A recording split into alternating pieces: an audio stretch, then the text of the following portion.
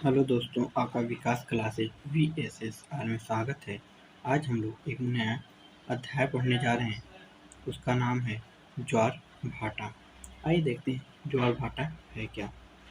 समुद्री जल का ऊपर की ओर उठना ज्वार कहलाता है और टूटकर नीचे की ओर गिरना व पीछे की ओर हटना भाटा कहलाता है। देखते हैं, यह आपका ये ज्वार है, ठीक।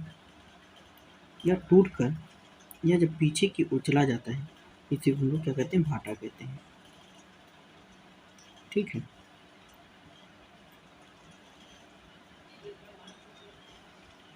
ज्वार भाटा आने का दो मुख्य कारण है। देखते हैं, ज्वार भाटा आने का ज्वार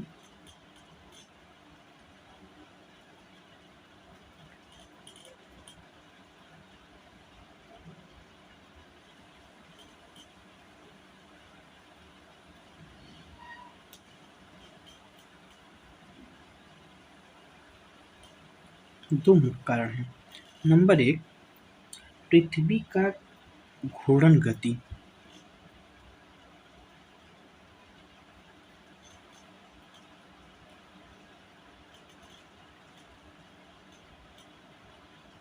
घूर्णन गति। नंबर 2,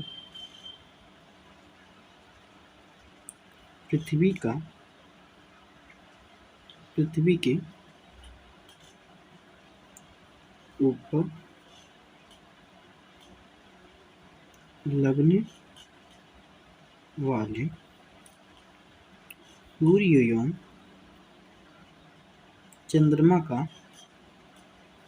गुरुत्वाकर्षण बल। अब बात आती है, जो क्वेश्चन पूछे जाते हैं उसको ध्यान दीजिए।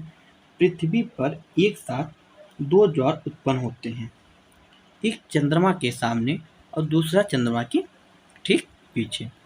देखिए, जो चंद्रमा के सामने बल कार्य करता है उसको अपकेंद्री बल कहते हैं, और जो चंद्रमा के जो पीछे कार्य करता है वो अभिकेंद्री बल कार्य करते हैं। जैसे ये आपका पृथ्वी है, ये आपका चंद्रमा है, ये आपका चंद्रमा है, ठीक है। जैसे आप अगर गांव में देखे होंगे, जब कोई व्यक्ति किसी बालक को गोल गोल अगर घुमाता रहता है, उसका हाथ जो है अंदर की ओर रहता है और पैर बाहर की ओर रहता है। सेम यही स्थिति इसमें भी है, ठीक है। अब हम लोग करते हैं ज्वार भाटा के प्रकार के बारे में हम लोग चर्चा करते हैं।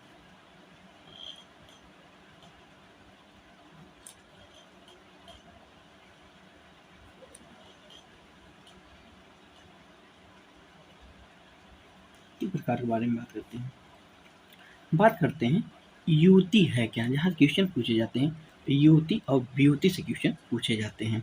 पूछे ये जाते हैं युति में, युति व्युति से पूछे जाते हैं सर्वाधिक ज्वार किस में आता है, युति में आता है कि व्युति में आता है। देखते हैं है क्या। युति, मान ये देखिए, आपका ये आपका पृथ्वी है, ये आपका मून है, यह है सूर्य। ये तीनों क्या होते हैं, एक ही सीध में होते हैं। देखिए, कारण क्या है सर्वाधिक ज्वार आने का। तो हमारी पृथ्वी में 71% जल है। कितना है, 71% जल है। जब इसी डायरेक्शन में, जिस डायरेक्शन में चंद्रमा जल को खींच रहा है, उसी डायरेक्शन में सूर्य भी जल को खींच रहा है अपनी तरफ, तो सर्वाधिक ज्वार कहाँ आएगा, इसी में आएगा। और व्युति में क्या होता है, व्युति में क्या होता है, इधर मून है, इधर अर्थ है, इधर सूर्य है, ठीक है। इधर सूर्य अपने तरफ खींच रहा है और चंद्रमा अपने तरफ खींच रहा है, तो इसमें ज्वार इसमें भी आते हैं, इसमें कम ज्वार आते हैं। अब बात आती है, ये पूछा जाता है ये भी तीनों एक ही दिशा में होते हैं। अब यहाँ क्वेश्चन पूछा जाता है युति और व्युति में कितने डिग्री का कोण बनता है। दोनों में 180 डिग्री का कोण बनता रहता है, ठीक है। आपसे यही पूछा जाए, इसके बाद इसमें कोई क्वेश्चन नहीं पूछे जाते हैं। अब बात आती है लघु ज्वार क्या है। लघु ज्वार, इसी को हम लोग छोटा ज्वार भी बोलते हैं। देखिए, ये आपका पृथ्वी है, ये आपका चंद्रमा है, ये भी चंद्रमा है, इधर सूर्य है। अब बात आती है कि ये पूछा जाएगा इसमें कि लघु ज्वार में कितने डिग्री का कोण बनता है। तो आपका जो कोण बनता है 90 डिग्री का कोण बनता है। आप ऊपर रख के या देखें या तो नीचे रख के देखें, दोनों में एक ही प्रकार के कोण बनते हैं। ठीक, इसमें ज्वार आने का कम कारण क्या है कि देखिए, इसमें चंद्रमा भी अपने तरफ जल को आकर्षित कर रहा है और सूर्य भी अपनी तरफ आकर्षित कर रहा है। अब बात आती है दैनिक ज्वार क्या है। क्वेश्चन पूछे जाते हैं दैनिक ज्वार। दैनिक ज्वार है क्या, देखते हैं। ऐसे ज्वार जो दिन भर में एक बार उत्पन्न होते हैं उसे हम लोग दैनिक ज्वार कहते हैं। इसकी अवधि कितनी होती है, आपसे इसकी अवधि केवल पूछी जाती है, इसकी अवधि कितनी होती है।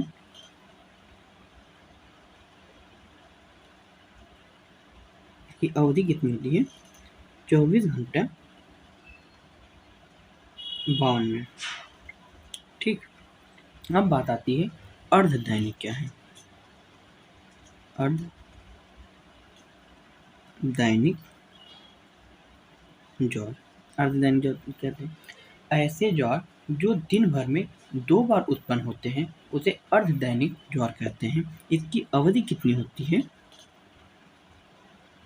इसकी अवधि होती है 12 घंटा 26 मिनट। ठीक है, अब बात आती है मिश्रित ज्वार क्या है। मिश्रित ज्वार, तो ये हम लोग पढ़ रहे हैं जो क्वेश्चन पूछे जाते हैं, जहाँ से क्वेश्चन बनने की संभावना है। मिश्रित ज्वार कहते हैं ऐसा ज्वार जो दैनिक एवं अर्ध दैनिक ज्वार के मध्य उत्पन्न होते हैं, उसी को हम लोग मिश्रित ज्वार कहते हैं। इसकी अवधि कितनी होती है, इनकी अवधि होती है 6 घंटा 13 मिनट। अब बात आती है, अब दूसरा क्वेश्चन अगर आपसे पूछा जाएगा, यहाँ एक पूछा जाता है अपभू और उपभू ज्वार क्या है। बात करते हैं अपभू और उपभू ज्वार।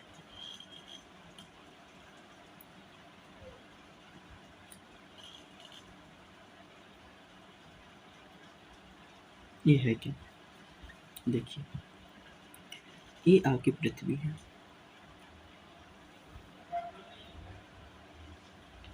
ये आपका चंद्रमा है, इसे उपभू बोलते हैं, इसको अपभू बोलते हैं। सबसे नजदीक की स्थिति को, निकट की स्थिति को उपभू और दूर की स्थिति को चंद्रमा पृथ्वी के परिक्रमा दीर्घ वृत्ताकार रूप में करती रहती है। ठीक, जब चंद्रमा पृथ्वी के जितने नजदीक पहुंचती है उसको उपभू कहते हैं। ऐसी स्थिति जो है आपकी 3 जनवरी को होती है।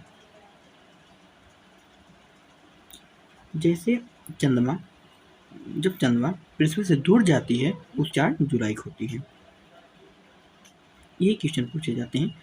अब सबसे निकट की स्थिति क्या कहते हैं, उपभू कहते हैं। ऐसी स्थिति कब आती है, 3 जनवरी को आती है।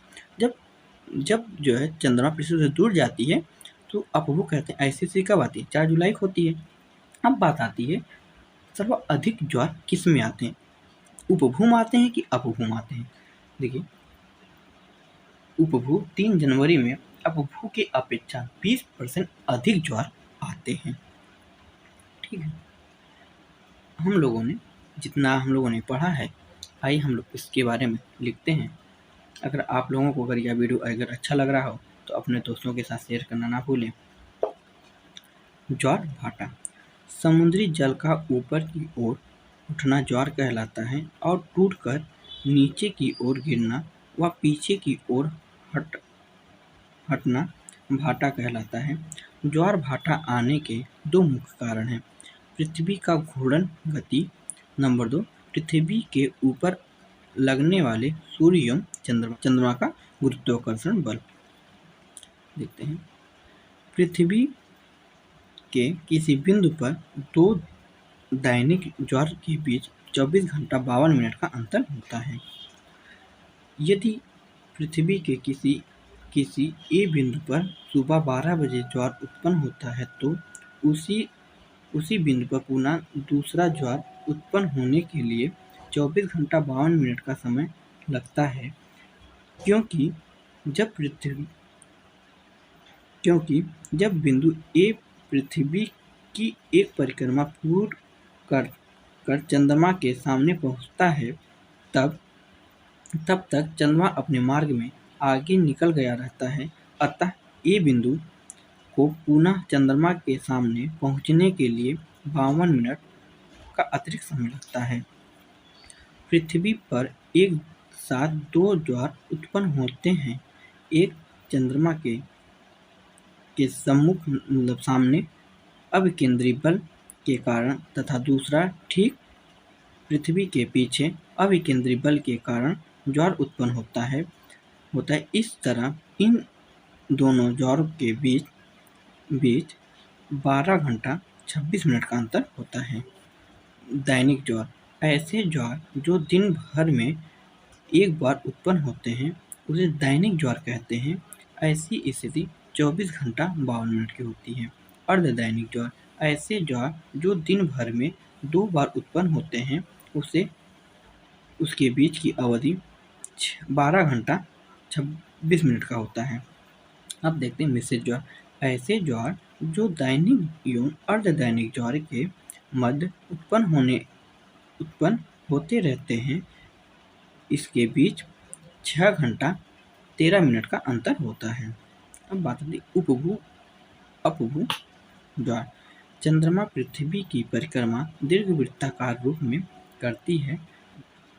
दीर्घवृत्ताकार में परिक्रमा करता हुआ चंद्रमा जब पृथ्वी के सबसे निकट होता है तो उस स्थिति को उपभू और दूर की स्थिति को अपभू।